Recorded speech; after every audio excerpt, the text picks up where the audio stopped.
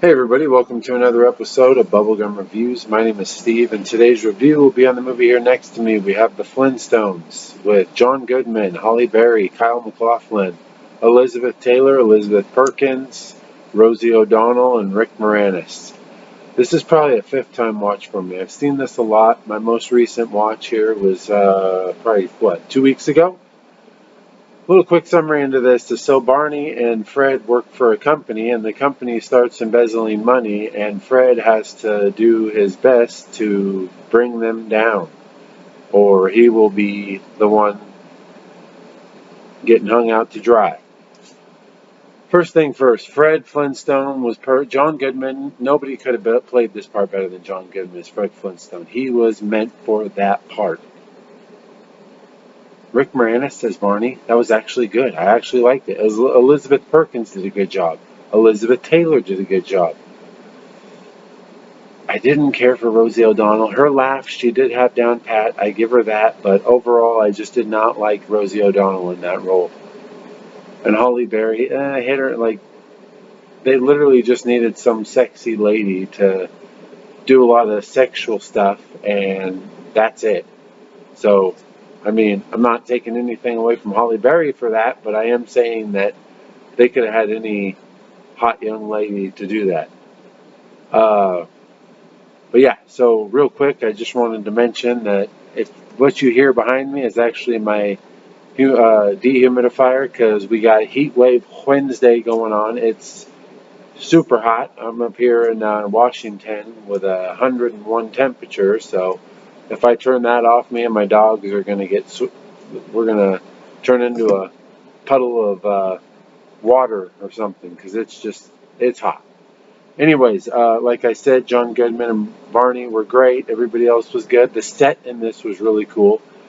The costumes are cool. The freaking different animals, like the pig that was under the sink as the garbage disposal. The freaking elephant or mammoth with his trunk as the as the shower head. The crab as the crab with the freaking as the lawnmower. That's such a cool, so fun. I loved it. The part where Fred, like puts his foot up or whatever, and he's got a big old gash in it from a rock or whatever. Oh, that part was. Ugh. But this movie was a lot of fun. I mean, as you get older, you kind of see the bad stuff, the stuff that really wasn't needed, like the sexual stuff with Holly Berry's role, just trying to throw herself at Fred just for him to get all his mind off what was really going on. The Rosie O'Donnell didn't care for. The music in this was fun. It really was. Overall, this is for a kid, this is a really entertaining movie. This movie's really fun. Definitely worth a watch if you haven't seen it. But yeah, the other thing is, so hintity hint hint, if you or anybody you know is interested in joining my bowling league called the Water Buffaloes, hit me up. No, seriously though, I feel like that would be a lot of fun to get a bowling league going. And if I did, I would literally name it Water Buffaloes after this movie because of that. And at the end, we can all dunk our heads into a big old beer and oh yeah. Anyways, overall fun movie. Definitely recommend if you have not seen it. Director we have Brian Levant, who's also done Jingle All the Way. Huge fan of that. I know it's got bad stuff in it, but overall, I freaking laugh at it. I watch it every year for Christmas. Beethoven. I like Beethoven. Beethoven is actually a pretty solid movie. Not the second, third, fourth, fifth, or 29th, or however many there are, but the first one. That one's good. IMDb gave this a 5 out of 10. Rotten Tomatoes gave it a 23%. Ouchie. Dog Bones gave it a 2.5 out of 4. I gave it a 6 out of 10. Like I said, overall, it's definitely worth a watch if you have not seen it. But as you get older, you will notice things that you don't like as much as you used to. Box office of 341.6 million on a budget of 46, so it made 295.6 million. Not bad money.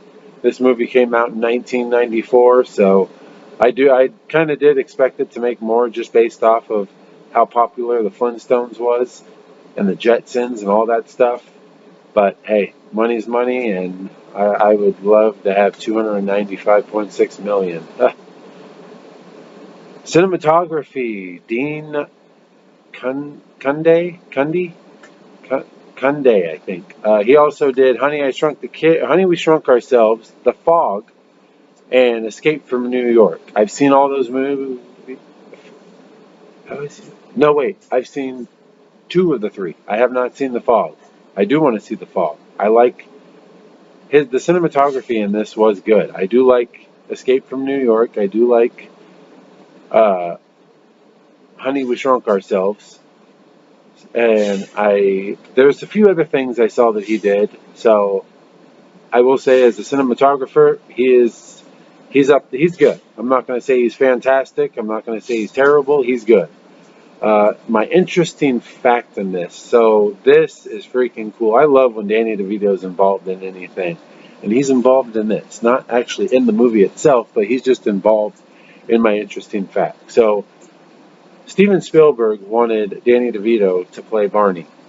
Danny DeVito turned it down based off of he felt like he did not fit the person they were looking for that role. Danny DeVito then recommended Rick Moranis as that role. Danny DeVito must carry some weight because Rick Moranis made that role, or he was that role. So, and truthfully, I am glad they did that. I feel like Danny DeVito would have been better suited to be like the boss, like the owner of the company. Flintstone, that guy, yeah. Uh, Not this. That I don't. He's the brother of somebody. But anyways, Danny DeVito would have been better suited for that, and it would have been cool to see him. Or even he could have been like one of the buddies in it or something. Just throw Danny DeVito in the movie. Come on. But yeah, I really thought that was awesome. Like as I said, I'm a huge Danny DeVito fan. He seems like he's a really cool guy, and that's cool. Just finding that out. So yeah, super duper man. So up next, my next review will be, check it out right here. We have Lethal Weapon 1, National Lampoon's Lethal Weapon. Loaded Weapon, my bad. I was like Lethal Weapon. No, Loaded Weapon. This is the spoof of Lethal Weapon movies. So, yeah, this will be next. So stay tuned for that. Actually, sorry, that won't be my next review. That will be my next watch. The movie that I'm going to watch. So it'll be my next review. You're going to actually see the case for. My next review, I'm not sure. I'm going to have to get back to you on that. You'll obviously know when the next one comes up. So stay tuned for that. You guys have a good day. Like and subscribe. Check out my Letterboxd and my eBay. See you guys next time.